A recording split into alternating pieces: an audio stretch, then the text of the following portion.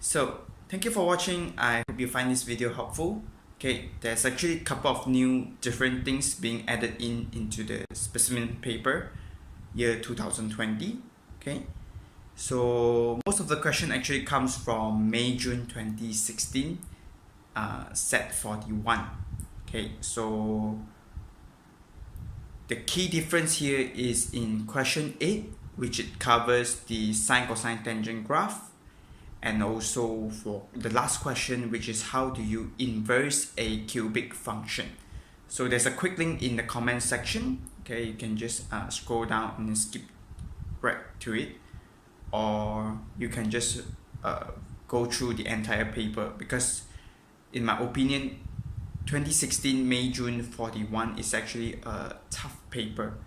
So feel free to utilize these free resources. So once again, thank you for watching. If you find this helpful, leave us a like and subscribe to the channel.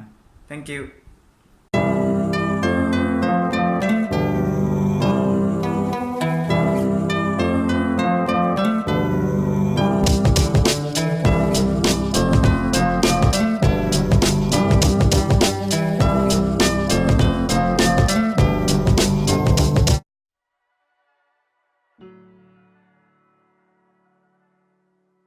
For the first question, when it comes to ratio, first thing you need to identify is the total.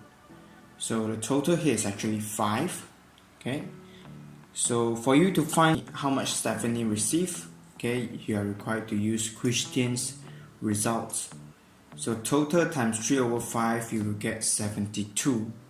So you run the calculation and you get total as 120.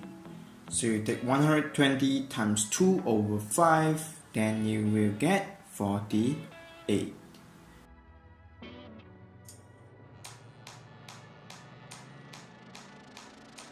Okay, so Christian spends 45%. So all you need to do is take 72 times 45%, then you get 32.4.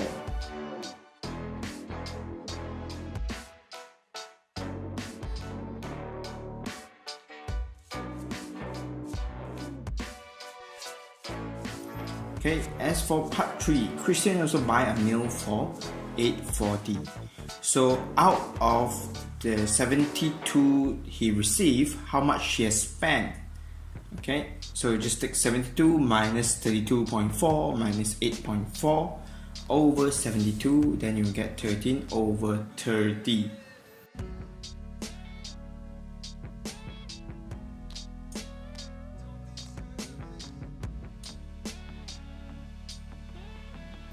Okay, last question here.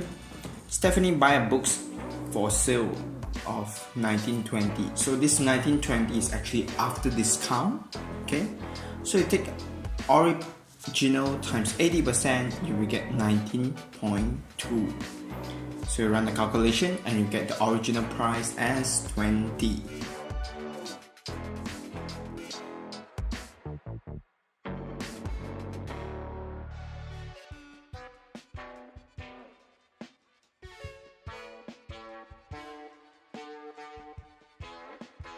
As for the next question, Boris invested 550 at a rate of 2% per year, simple interest. So you take 550 times 2% times 10 years. Okay, and you're required to add the capital in, okay, which is 550. So you get a final amount of 660.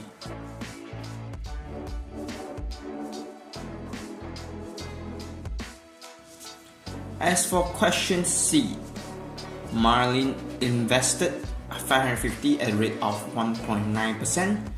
Keyword here, compound interest. Okay, so all you need to do is take 550 times 101.9% to the power of 10, then you will get 663.9.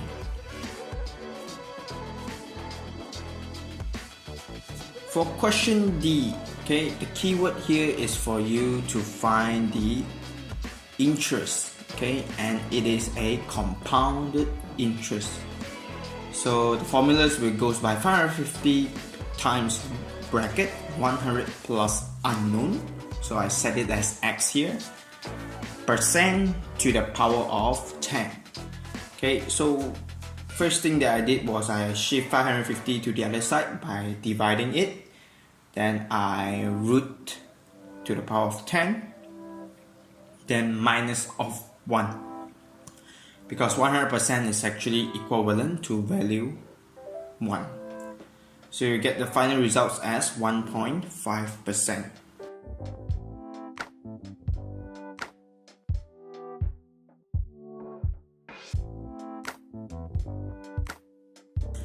So question 3a. So from the question you can identify an important thing, which is the total. Okay, so the median will goes by 50% of it. So 200 times 50%, you get 100. So from the cumulative frequency graph, 100 you label it back down, you will get 400 meter cube.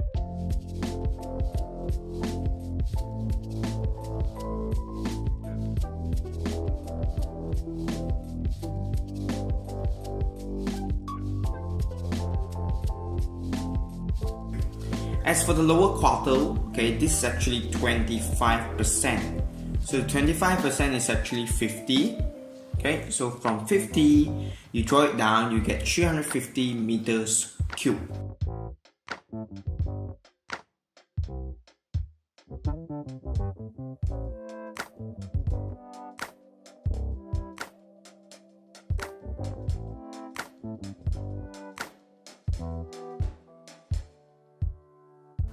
As for the interquartile range, the only variables that we lack of now is actually the 75%.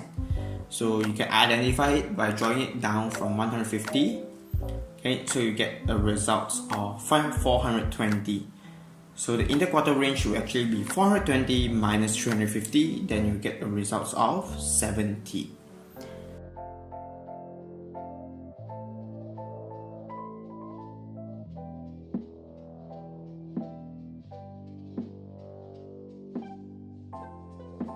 As for the last question, the numbers of students who estimate that volume is greater than 300 meters square. So all you need to do is draw it up from 300 meters square. Okay, you will get the cumulative frequency as 30. So 200 minus 30, you will get 170.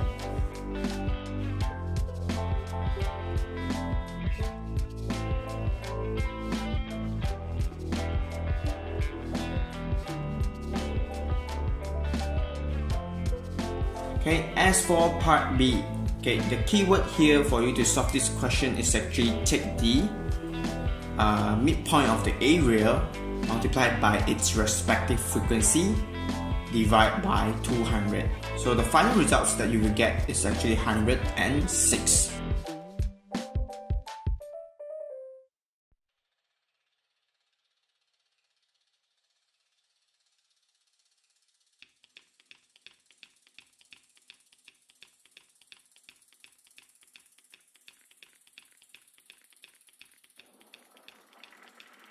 As for part 2 of this, the keyword here is frequency density.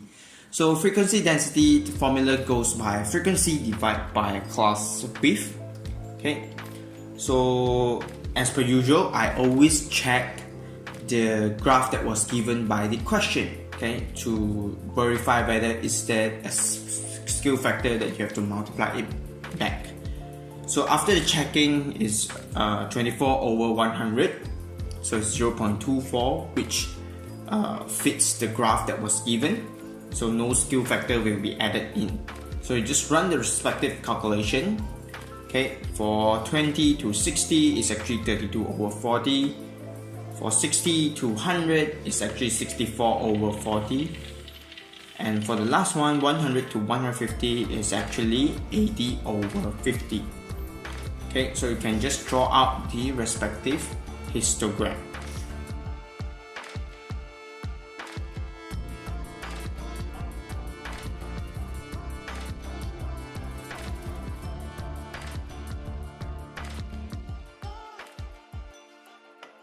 As for part 3, 2 of the 200 students are chosen at random. Find the probability that they both estimated that area is greater than 100 meters square. So for those that has more than 100 meters square, it's actually 80 plus 24 over 200. And they mentioned 2 students. So after 1 student was chosen, you need to minus it back out. Okay, so the final results will be 1339 over 4975. As for question 5 part A, is pretty straightforward. You will actually get the answer as 9 and 10.5 respectively.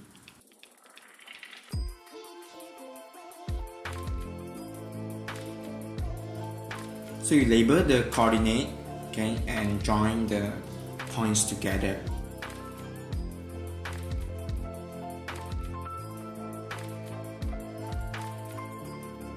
So I've drawn a graph here, okay. However, there's some minor mistake because my curve wasn't perfect. Okay, so these are the things to take note, but overall the answer is still correct.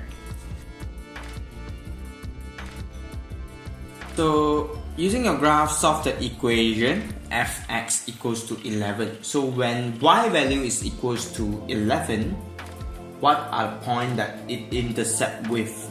Okay, so from my graph, I got the coordinate as 2.6 and 8.6.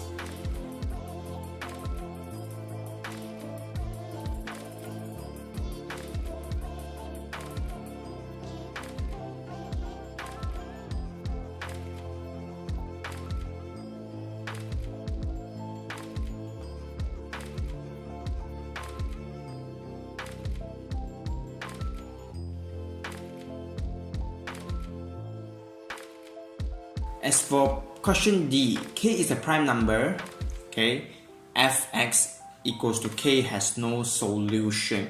So you need to check the part that wasn't intercepted by the line that we have drawn, which is the middle part, and among them, which one are the prime numbers that can represent k. So from what I see, it will be 2, 3, 5, and 7. Okay, so from 2, 12, okay, you use the ruler, or you can simply just put -2, -12. Then you get the same gradient as well.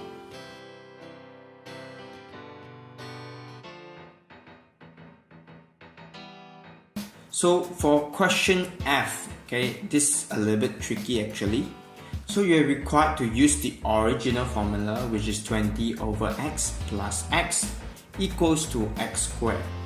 Okay, so if you were to change their denominator into the same, then you can get rid of it. Then you get 20 plus x squared equals to x cubed. You run the shifting, then you will get p's value as -1 and q's value as -20. So now that you have the value of P and Q, you can move on and draw the graph that was mentioned in part 2. So I've labeled it there, okay, as you can see. Okay, so the graph that I've drawn actually has a minor mistake because I'm supposed to continuing extend it instead of stopping it at 4. I'm supposed to draw it up until the end of the graph here. So these are little things for you to take note, okay?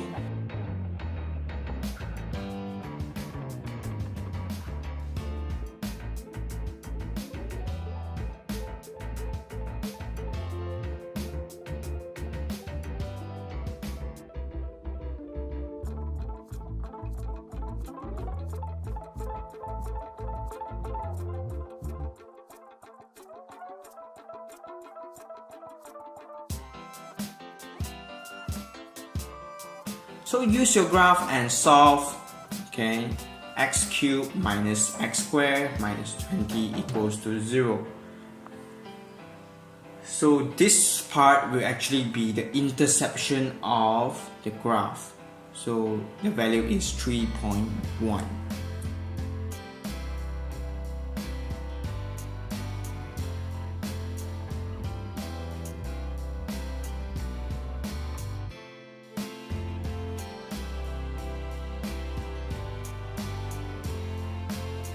As for part 4, okay, you can actually use your calculator. Simply type mode and then equation, and then choose the one with x to the power of 3. Okay, so you fill up the variables respectively. So for x to the power of 3 is 1, x to the power of 2 is -1, x is 0, and the final will be -20. So you get the nth value as 3.1 as well.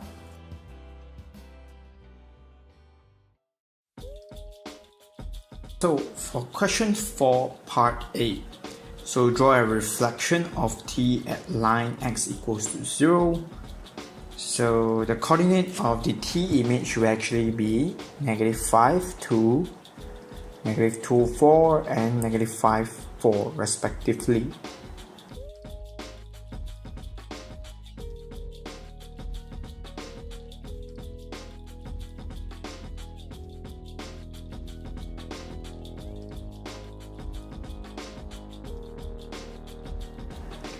So draw a rotation of triangle 3 about -2, -1 through a 90-degree clockwise.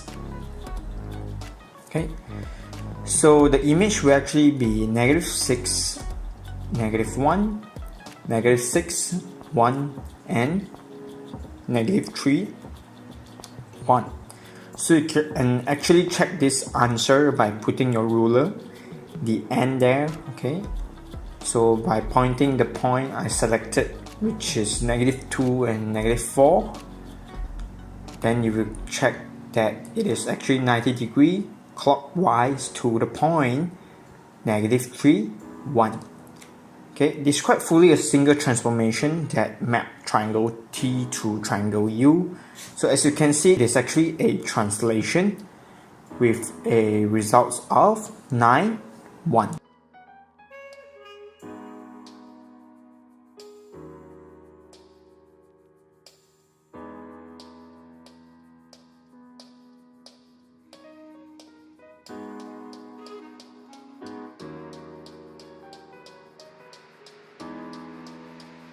As for question 6, okay, so you're required to form a simultaneous equation here.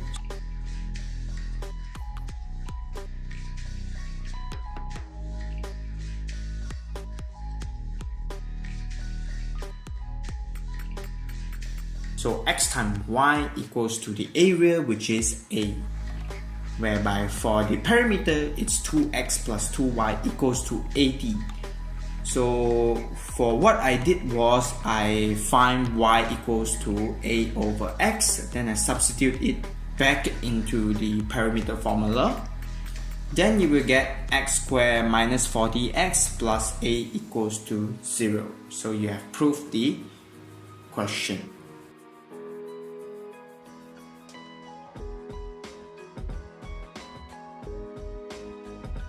So for part 2, all you need to do is do the cross multiple, okay, then you get x value as 30 and 10 respectively.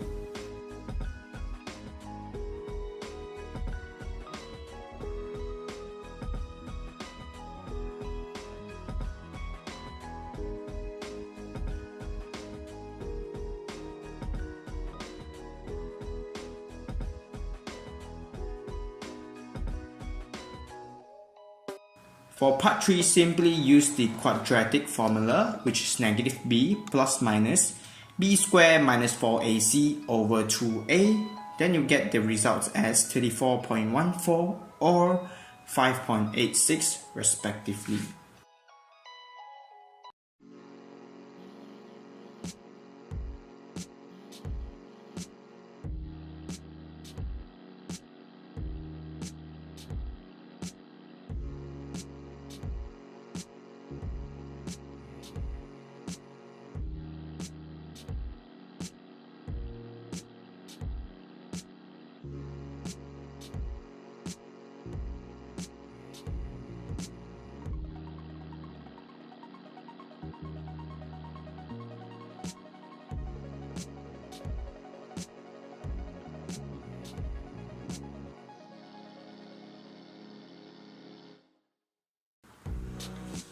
So for part B, the keyword here is time equals to distance over speed.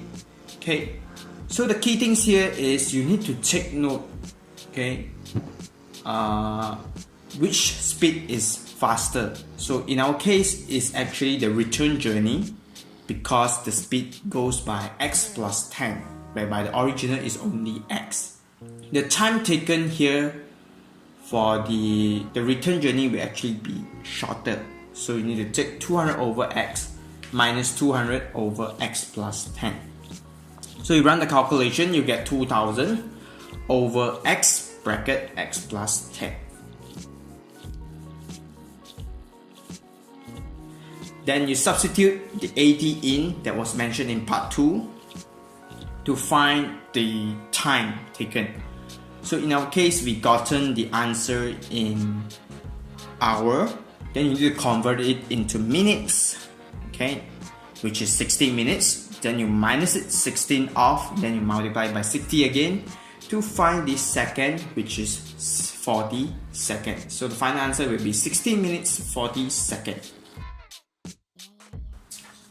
As for question 7, okay, first I label down what was given by the graph. So they say M is a midpoint, so OP is actually equivalent to RQ, so RM is actually half P, MQ is actually another half P. Okay, then the next thing is PQ's value. Okay, PT according to the ratio that was given will actually be 2 over 3R, and TQ is actually 1 over 3R. Okay, so MT will be equivalent to MQ plus QT. So MQ is half P, QT is actually negative 1 over 3R. So just take 1 over 2P minus 1 over 3R as the MT's answer. Whereby for you to get OT, okay, simply take OP plus PT. So you will get P plus 2 over 3R as the final answer.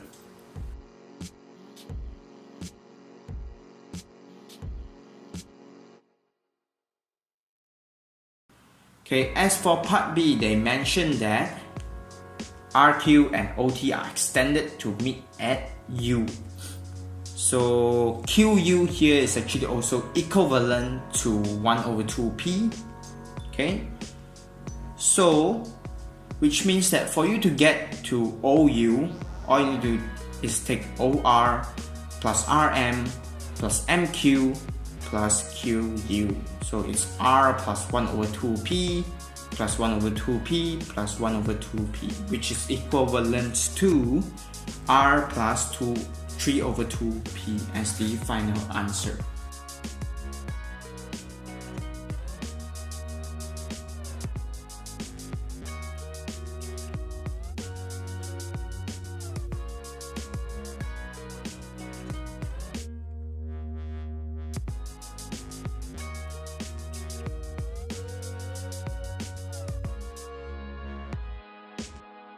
So for question C is 2k to the power of 2 plus bracket negative k to the power of 2 equals to square root 180 squared.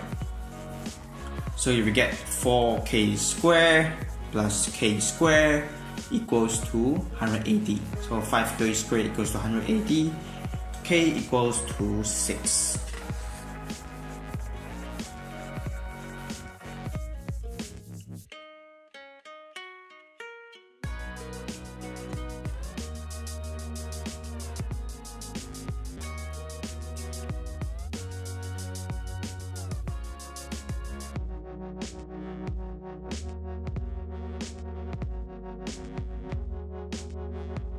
For question 8 part A, okay, fx equals to g bracket 1. So you substitute 1 into gx, so you get 1 squared plus 4, whereby fx is 2x plus 1. After you run the calculation, you will get x equals to 2. So for you to find inverse of f, all you need to do is change fx into y, then shift off their place, rearrange to get the new y. So your f inverse will actually be x minus 1 over 2.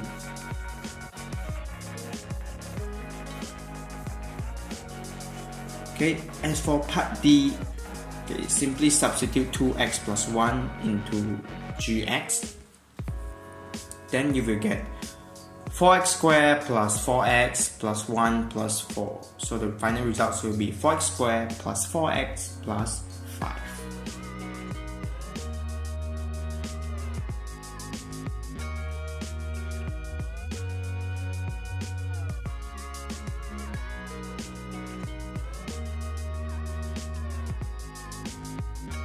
Okay, for question E, okay, all you need to do is y equals to 2x. So change their place, then you will get x equals to 2y. So this is actually for you to find the inverse of h. Then I use a shortcut here, which is the logarithm. Okay. So the base here will actually be 2 and the unknown is x. Y value will actually be 0.5. So 2 to the power of 0.5 equals to x. So x is actually square root 2. To find value k, just take 1 over 2x equals to 2kx. Okay, for me to change a fraction into whole number, I need to add a negative into the power of the denominator. So it becomes 2 negative x equals to 2kx. So k's value will actually be negative 1.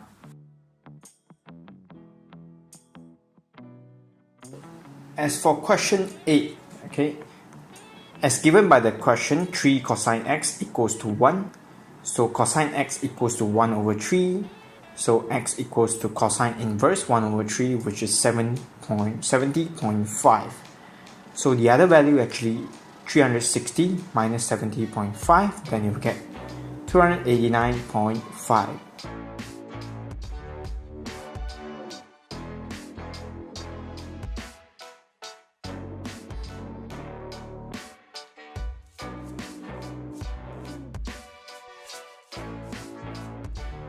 So for part B, I have attached a graph here, so you can just refer to it and draw out the final answer.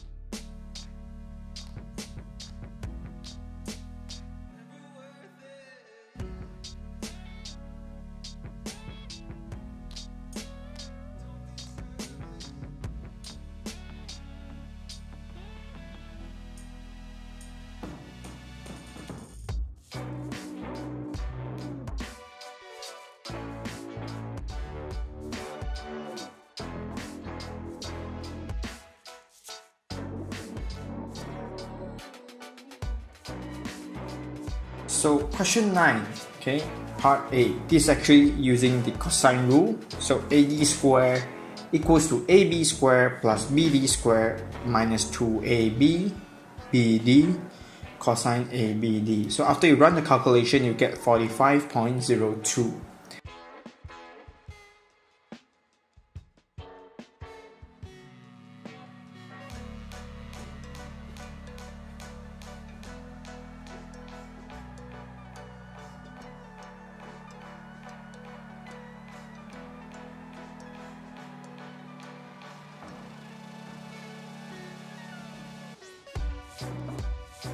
For part B, to calculate VC, first you need to identify that ABD equals to BDC, which is 40 degrees.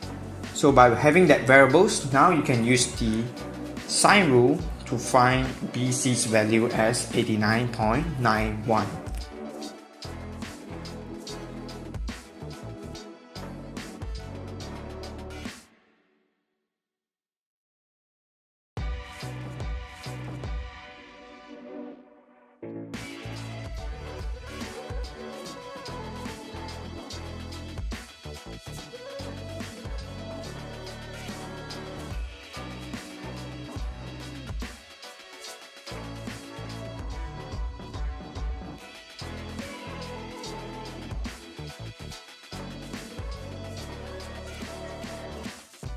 As for you to find the area of ABCD, first I split the graph into two triangles.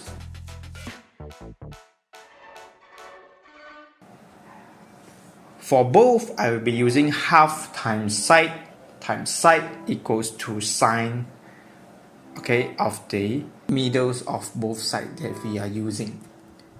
So in our case, after calculation, you will get 4063.77.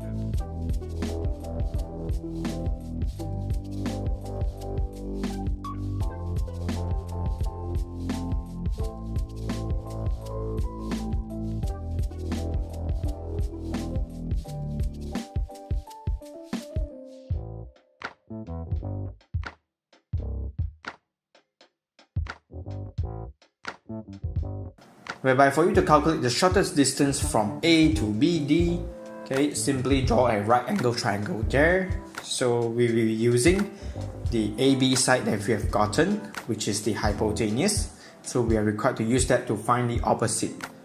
So sine 40, which is the sine ABD, equals to unknown over 55.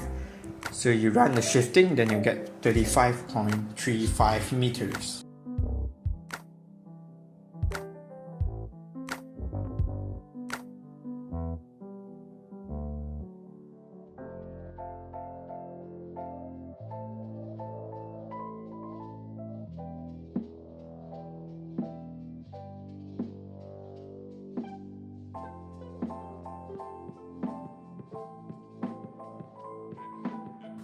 So for question 8, part A, so just take 4/3 times pi times 15 cubed. Okay, so they mentioned about 4 significant figures. So we will be looking at the numbers behind number 3 because it is at the 4th significant figure. So 7 value is more than 5, so you're required to round it up. Then you will get 14,140 cm cubed. For us to do this following question, okay, first you're required to find the total tank volume. So you just take pi times 25 square times 60, then you get 37,500 pi. Then minus it off with the sphere that we have gotten earlier. Okay, it's actually equivalent to 4,500 pi. Okay, then your final answer will actually be 33,000 pi. Okay, so after you run the conversion back to the unit, it's actually equivalent to 103,673.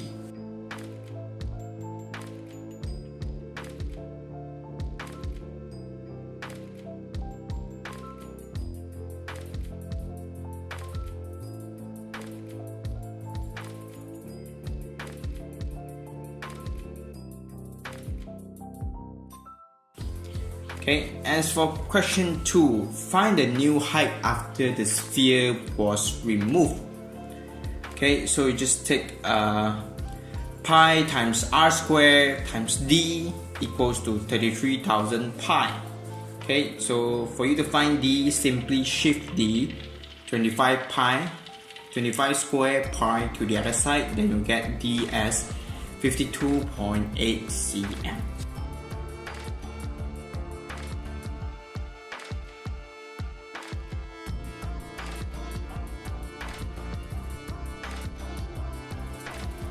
As for question 10, part C, okay, first thing you need to identify is the slant value. So the height is actually 12x, so you use the Pythagoras theorem to find that the slant is actually 13x.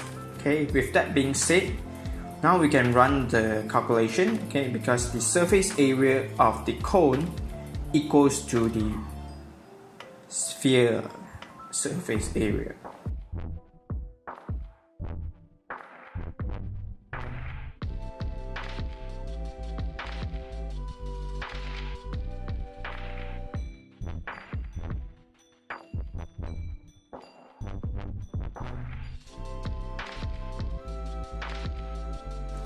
So the thing that I left out here is actually the bottom of the cone. So after I added it in, it's actually equivalent to 25x squared pi. So you run the calculation, you actually get r squared equals to 45 over 2x squared.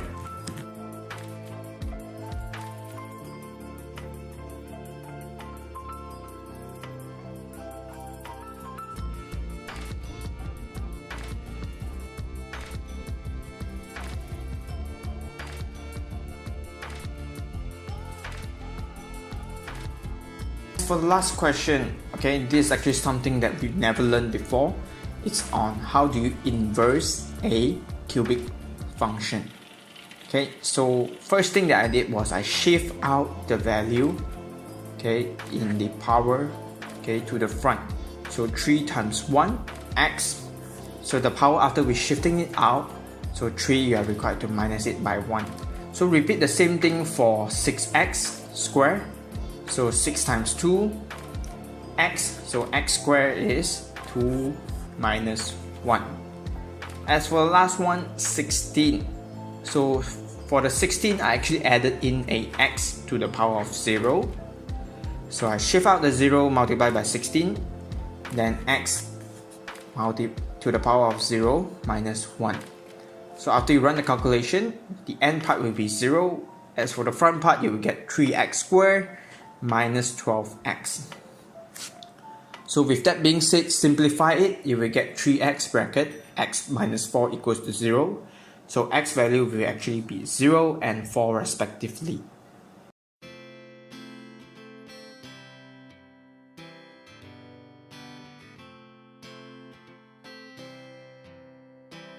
So when x is 0, y is actually equivalent to 16. And when x is 4, y is equivalent to negative 16.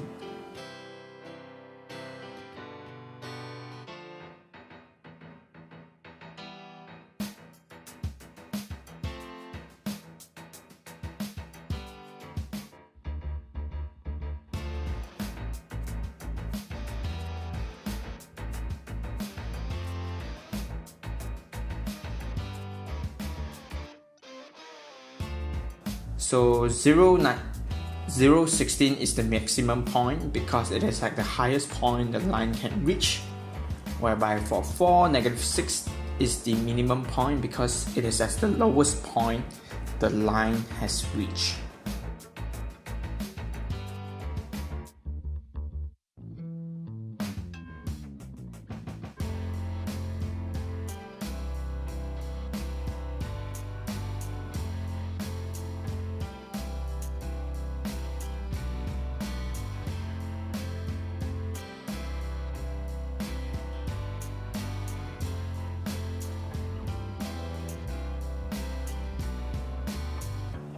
So thank you for watching. I hope you find this video helpful. I wish you all the best in your upcoming examination. So if you like this video, feel free to leave a like and subscribe to the channel. Thank you.